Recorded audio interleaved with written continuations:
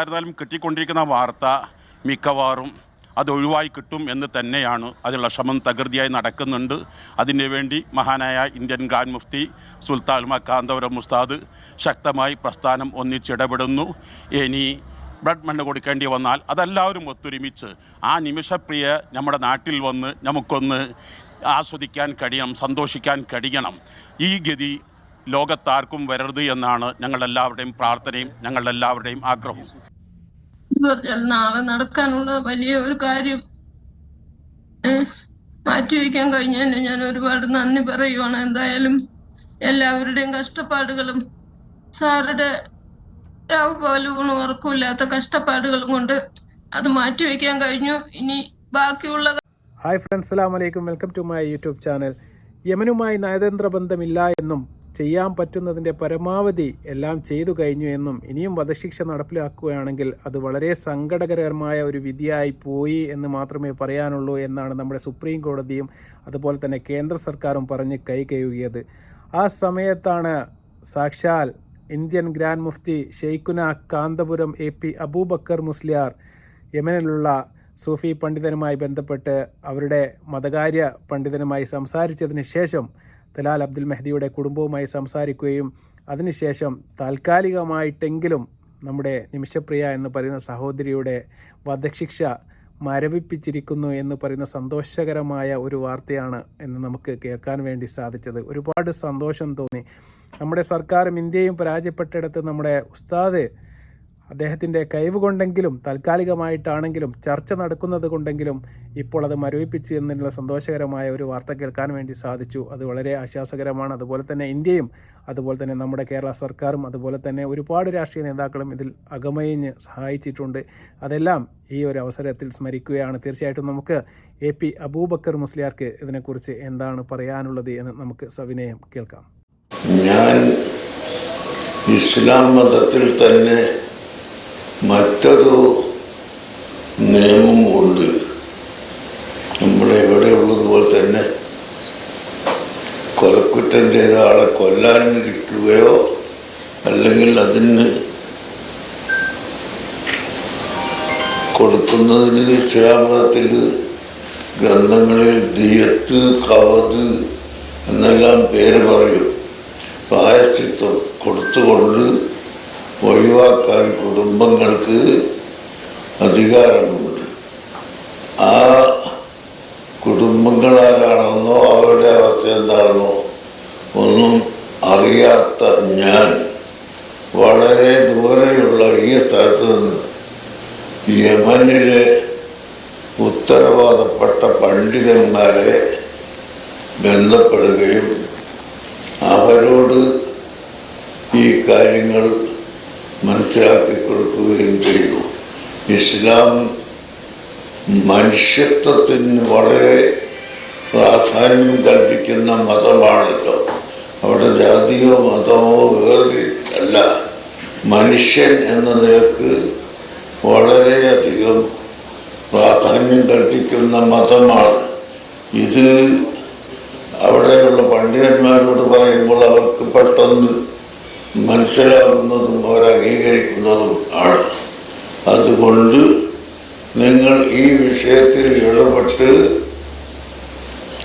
വല്ലതും ചെയ്യാൻ സാധിക്കുമെങ്കിൽ ചെയ്യണമെന്ന് ഞാൻ പറഞ്ഞതിൻ്റെ അടിസ്ഥാനത്തിൽ യമനിലുള്ള ഉത്തരവാദപ്പെട്ട പണ്ഡിതന്മാരെല്ലാം ചേർന്ന് ഈ കാര്യത്തിൽ ആലോചിക്കുകയും അങ്ങനെ വേണ്ടത് ചെയ്യാമെന്ന് എനിക്ക് അറിയിക്കുകയുമാണ് ചെയ്തിരുന്നത്. ഇന്ന് ഔദ്യോഗികമായി നമുക്ക് അറിയിപ്പ്, കോടതിയുടെ അറിയിപ്പ് തന്നെ ലഭിച്ചു. തൽവിഷയത്തിൽ നിങ്ങളുടെ അഭിപ്രായമനുസരിച്ച് ഞങ്ങൾ ചർച്ച ചെയ്ത് തീരുമാനമെടുക്കാൻ സമയം വരാൻ സാധ്യതയുള്ളതുകൊണ്ട് നാളെ കൊലപ്പെടുത്താമെന്ന ആ നിയമം മാറ്റി അല്പ ദിവസം നീട്ടിവെച്ചിരിക്കുന്നു എന്ന വിവരം എനിക്ക് ഔദ്യോഗികമായി അവർ അയച്ചു തരികയും ചെയ്തു. അബൂബക്കർ മുസ്ലിയാർ പറഞ്ഞത് നിങ്ങൾ ശ്രദ്ധിച്ച് കാണും.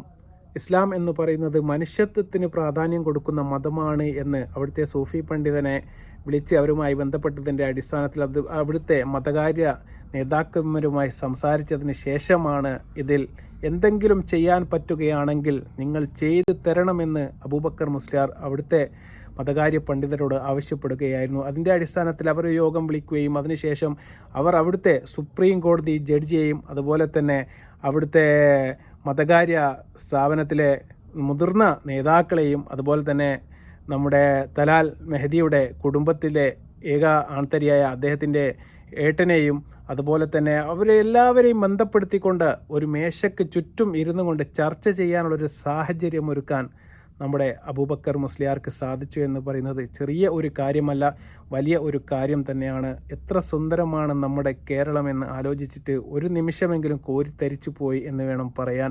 ഇതാണ് നമ്മുടെ മതമൈത്രി, ഇതാണ് നമ്മുടെ കേരളം. നമ്മുടെ കേരളത്തിലെ സംഘികളും ത്രിസംഘികളും മുസംഘികളും എല്ലാം ഇങ്ങനെ മതം പറഞ്ഞ് വല്ലാത്ത കച്ചറ ഉണ്ടാക്കുന്ന സമയത്ത് ഇത്തരം ഒരു സന്ദേശം നമ്മുടെ കേരളത്തിലേക്ക് പോകുമ്പോൾ തീർച്ചയായിട്ടും നമ്മുടെ കേരളം എത്ര മനോഹരമാണ്, ദൈവത്തിൻ്റെ സ്വന്തം നാട് തന്നെയാണ് എന്ന് തോന്നിപ്പോവുകയാണ്. അതുപോലെ തന്നെ ഈ ഒരു കാര്യത്തിൽ ഒരുപാട് കടമ്പകൾ ഇനിയും കടന്നു ചെല്ലേണ്ടതായിട്ടുണ്ട്. ഇതുകൊണ്ടൊന്നും താൽക്കാലികമായിട്ട് ചർച്ച നടക്കുന്ന ഒരു വേളയിൽ സുപ്രീം കോടതി ഇപ്പോൾ ഒരു വിധി പറയുന്നത് അതിൽ തീരുമാനമാകുന്നത് വരെ മാത്രമാണ് ഇപ്പോൾ അത് വധശിക്ഷ റദ്ദ് ചെയ്തിട്ടുള്ളത്. എന്നാൽ ഇനിയും അങ്ങോട്ട് ഒരുപാട് ദൂരം യാത്ര ചെയ്യേണ്ടതായിട്ടുണ്ട്.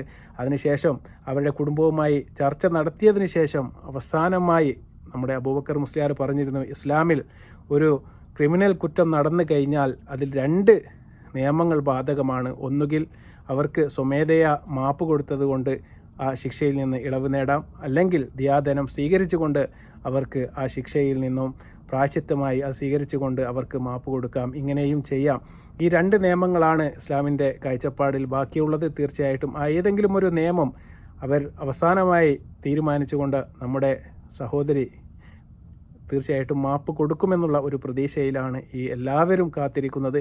അത്തരം ഒരു കാര്യത്തിലേക്ക് തന്നെ ഇവരുടെ എല്ലാ ചർച്ചയും എത്തട്ടെ എന്നുള്ളതാണ്. അതിൻ്റെ വേണ്ടി കാന്തപുരം ഉസ്താദ് അദ്ദേഹത്തിൻ്റെ എല്ലാ കഴിവുകളും അത് അവിടുത്തെ മതകാര്യ പണ്ഡിതരുമായി സംസാരിച്ചതിന് ശേഷം നടത്തുകയുണ്ടായി. അത് തന്നെയാണ് ഇപ്പോൾ വിജയത്തിലേക്ക് എത്തിയത് എന്നുള്ളതാണ്. ഇതിനെക്കുറിച്ച് നമ്മുടെ നിമിഷപ്രിയയുടെ അമ്മയ്ക്ക് എന്താണ് പറയാനുള്ളത് എന്ന് കൂടി നമുക്കൊന്ന് കേൾക്കാം. നാളെ നടക്കാനുള്ള വലിയ ഒരു കാര്യം മാറ്റിവെക്കാൻ കഴിഞ്ഞതിന് ഞാൻ ഒരുപാട് നന്ദി പറയുവാണ്. എന്തായാലും എല്ലാവരുടെയും കഷ്ടപ്പാടുകളും സാറുടെ രാവ് പോലും ഉറക്കമില്ലാത്ത കഷ്ടപ്പാടുകളും കൊണ്ട് അത് മാറ്റിവെക്കാൻ കഴിഞ്ഞു. ഇനി ബാക്കിയുള്ള കാര്യങ്ങളും ഒരുപാട് കിടക്കുമല്ലേ നമ്മുടെ മുമ്പില്. ഇടയ്ക്ക് ഞാൻ പോയി കാണാറുണ്ട്. ഇപ്പൊ ഈ ജൂൺ 18-ാം തീയതി ഞാൻ പോയി കണ്ടത് അവളെ. ചർച്ചകള് സാറ് ആവശ്യമുള്ള സ്ഥലത്തേക്കൊക്കെ എന്നെ കൊണ്ടുപോകാറുണ്ട്. വക്കീലിന്റെ വീട്ടിലേക്ക് അങ്ങനെയൊക്കെ പല ഓഫീസിലേക്കൊക്കെ എന്നെ കൊണ്ടുപോകാറുണ്ട്. നിമിഷയ്ക്ക് ഏതാനും മാസങ്ങളായിട്ട് നല്ല ടെൻഷനാണ് നിമിഷയ്ക്ക്. ചില വിവരങ്ങളൊക്കെ നിമിഷയ്ക്ക് അവിടെ കിട്ടുന്നുണ്ട്. അതുകൊണ്ട് നല്ല ടെൻഷനായിട്ടുള്ള ഒരു ഇതിലാണ് അവളുടെ നീക്കം. എങ്കിലും എന്റെ മുമ്പിൽ അവൾ ഇങ്ങനെ ടെൻഷനൊക്കെ കുറച്ചുള്ള അഭിനയമൊക്കെ പറയും. എങ്കിലും ഉറക്കം ഇല്ലായ്മയും മറ്റു ബുദ്ധിമുട്ടുകളും ചിന്തകളും ഇങ്ങനെ എപ്പോഴും അവൾക്ക് ഭയങ്കര പേടിയാ എന്ന് എന്നോട് പറയാറുണ്ട്. ഇപ്പോൾ നിമിഷപ്രിയയുടെ അമ്മ പറയാണ്, ഈ കഴിഞ്ഞ മാസം 18-ാം തീയതി വരെ നിമിഷപ്രിയയെ നേരിൽ കാണുകയും കാര്യങ്ങളെല്ലാം അന്വേഷിക്കുകയും ചെയ്തിരുന്നു. മാനസികമായി ഈ 2-3 മാസം കൊണ്ട് വളരെ അസ്വസ്ഥതയായിട്ടാണ് കാണപ്പെടുന്നത്. പേടിയും അതുപോലെ ഉറക്കമില്ലായ്മയും എല്ലാം അനുദിനം മരണം മുന്നിൽ കണ്ടുകൊണ്ട് ആ സഹോദരി ജയിലിൽ കഴിയുകയാണ്. ഒരുപാട് അനുഭവിച്ച ഒരു സഹോദരിയാണ്. ആ സഹോദരിയെ കാര്യങ്ങൾ തീർത്തും അറിയാത്ത ഒരുപാട് ആൾക്കാർ നമ്മയും ഈ വീഡിയോയിലൂടെ കുറ്റപ്പെടുത്തിയിരുന്നു. വെട്ടിത്തെറിച്ച് ടാങ്കിലാക്കിയ ആളാണ്, അവർക്ക് വേണ്ടിയാണോ നിങ്ങൾ വാദിക്കുന്നത് എന്നിവരെ ചോദിച്ച് ഒരുപാട് മെസ്സേജുകൾ നമുക്കും കിട്ടിയിരുന്നു. പക്ഷേ അവരുടെ കാര്യങ്ങൾ നിങ്ങൾ തീർത്ത് അറിയുന്നില്ല. അതുകൊണ്ടാണ് ആ സഹോദരി ഒരുപാട് അനുഭവിച്ചിട്ടുണ്ട്. വ്യാജരേഖയുണ്ടാക്കി എൻ്റെ ഭാര്യയാണ് എന്ന് പറഞ്ഞുകൊണ്ട് തലാൽ കോടതി രേഖകൾ സമർപ്പിച്ച സമയത്ത് ഈ സഹോദരിക്ക് അദ്ദേഹത്തിൻ്റെ ഒപ്പം താമസിക്കുക വരെ ചെയ്യേണ്ട അവസ്ഥ വന്നിട്ടുണ്ട് എന്നാണ് പുറത്തു വന്ന വാർത്തകൾ.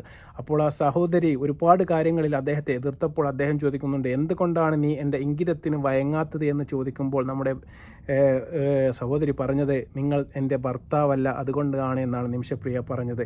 തീർച്ചയായിട്ടും ആ ഒരു ധൈര്യവും ആ ഒരു വാക്കിനോടുള്ള അവരുടെ ആത്മാർത്ഥതയും കൊണ്ട് തന്നെയാണ് നമ്മുടെ ഈ തലാൽ മെഹദിക്ക് ഇദ്ദേഹത്തോട് ഒരുപാട് ശത്രുത ഉണ്ടാവാനും, അതുപോലെ തന്നെ പാർട്ണർഷിപ്പ് ബിസിനസ് ആയതുകൊണ്ട് അതിൻ്റെ മുഴുവൻ ലാഭവും കയ്യിലാക്കാൻ വേണ്ടി ഒരുപാട് തവണ അദ്ദേഹം ഇവരെ ആക്രമിക്കുകയും അതുപോലെ തന്നെ സ്ഥാപനത്തിൽ വന്ന് കച്ചറുകൾ ഉണ്ടാക്കുകയും എല്ലാം പതിവായിരുന്നു. അതിനവസാനം എന്ന നിലയ്ക്കാണ് അവരുടെ പാസ്പോർട്ടും ഇവർ പിടിച്ചെടുക്കുകയാണ്. ഒരു കണക്കിനും നിമിഷപ്രിയക്ക് ആ രാജ്യം വിട്ടു പോകാൻ പറ്റില്ല എന്ന് 100% ഉറപ്പ് വന്ന സമയത്താണ് എങ്ങനെയെങ്കിലും അവരുടെ കൈകൊണ്ട് ഒപ്പിടിച്ച പേപ്പർ അവിടെ കൊണ്ട് ഹാജരാക്കി കഴിഞ്ഞാൽ നിങ്ങൾക്ക് നാട്ടിൽ നിന്ന് പോകാമെന്നുള്ള ഒരു ജയിൽ അധികൃതരെ ഒരു നിർദ്ദേശം കണക്കിലെടുത്തുകൊണ്ടാണ് ആ സഹോദരി ആ മരുന്ന് കുത്തിവെക്കുന്നത്. പക്ഷേ മരുന്ന് കുത്തിവെക്കുന്ന സമയത്ത് പോലും അദ്ദേഹത്തിന് ബോധം നഷ്ടപ്പെടുന്നില്ല. കാരണം അദ്ദേഹം അത്രയ്ക്ക് ഡ്രഗ്സിനും അതുപോലെ തന്നെ മയക്കുമരുന്നും എല്ലാം അടിമയായ ഒരു വ്യക്തിയാണ്. അതിനുശേഷം രണ്ടാമതും ഡോസ് കൂട്ടി കുത്തിവെക്കുകയാണ് നിമിഷപ്രിയ ചെയ്തത്. അതിലാണ് അദ്ദേഹം അവിടെ വെച്ച് മരണപ്പെടുന്നത്. അതിനുശേഷമാണ് ഇത്തരം ഒരു കൊടുങ്കൈ അവർക്ക് ചെയ്യേണ്ടതായി വന്നത്. അവരുടെ ഒരു വല്ലാത്തൊരവസ്ഥ, ഒരു കാരണവശാലും ജീവിക്കാൻ എന്നെ സമ്മതിക്കില്ല എന്നുള്ള ഒരു അവസ്ഥയിൽ അവിടെ പെട്ടുപോയത് കൊണ്ടാണ് അങ്ങനെ ഒരു തെറ്റ് പറ്റിപ്പോയത് എന്നാണ് നമ്മൾ മനസ്സിലാക്കുന്നത്. അതുകൊണ്ട് തന്നെയാണ് നമുക്ക് മാപ്പ് കൊടുത്തിട്ടാണെങ്കിലും തീർച്ചയായിട്ടും ആ കുറ്റത്തിൽ നിന്ന് നിമിഷപ്രിയയെ മോചിതയാക്കി നാളെ നമ്മൾ കേരളത്തിലേക്ക് അവരുടെ സന്തോഷകരമായ നല്ലൊരു നാളേക്ക് ഇനിയെങ്കിലും അവർക്ക് ജീവിക്കാനുള്ള ഒരു അവസരം ഉണ്ടാക്കി കൊടുക്കണമെന്ന് അവിടുത്തെ ആക്ഷൻ കമ്മിറ്റിയും അതുപോലെ തന്നെ നമ്മുടെ സർക്കാരും അതുപോലെ തന്നെ ഇന്ത്യൻ സർക്കാരും ഇപ്പോൾ അവസാനമായി നമ്മുടെ AP അബൂബക്കർ മുസ്ലിയാരും വരെ പറഞ്ഞിരിക്കുന്നത്. തീർച്ചയായിട്ടും നമുക്കൊന്ന് കൈകോർക്കാം. ഇനി തീർച്ചയായിട്ടും ചിലപ്പോൾ ബെൽമണി കൊടുക്കേണ്ടി വരും. ആ ദയാദനം കൊടുക്കേണ്ട അവസ്ഥ വന്നാൽ കേരളത്തിൽ എല്ലാവരും ഒറ്റക്കെട്ടായി ഒരു ദിവസം കൊണ്ട് പിരിച്ചെടുക്കാൻ പറ്റുമെന്നാണ് തോന്നുന്നത്. കാരണം റഹീമിൻ്റെ കുടുംബം തന്നെ പറഞ്ഞിരിക്കുന്നുണ്ട്, പിരിച്ചു വെച്ച പൈസയിൽ ഒരുപാട് പൈസ ഇപ്പോഴും അവരുടെ കയ്യിൽ ബാക്കിയാണ്, ആ പൈസ കൊടുക്കാൻ തയ്യാറാണ് എന്ന് പറഞ്ഞു. അതുപോലെ തന്നെ നമ്മുടെ ബോച്ചെ 1 കോടി രൂപ കൊടുക്കാൻ തയ്യാറാണെന്ന് പറഞ്ഞു. അതുപോലെ തന്നെ യൂസഫ് അലി സാർ കൊടുക്കാൻ തയ്യാറാണെന്ന് പറഞ്ഞു. ഒരുപാട് ആൾക്കാർ കൊടുക്കാൻ തയ്യാറായി നിൽക്കുകയാണ്. പക്ഷേ അവിടെ നിന്നുള്ള ആ ചർച്ചയുടെ വിശദാംശങ്ങൾ ഇനിയും ചർച്ച തുടരുമെന്നാണ് പറയുന്നത്. ഏകദേശം 2 ദിവസമായി ഇപ്പോൾ ചർച്ച നടന്നുകൊണ്ടിരിക്കുന്നു. ആ ഒരു കാര്യം ചൂണ്ടിക്കാട്ടിയാണ് ഇപ്പോൾ സുപ്രീം കോടതിയിൽ നിന്ന് ശിക്ഷ മരവിപ്പിച്ച വിധി കൈപ്പറ്റാൻ വേണ്ടി സാധിച്ചത്.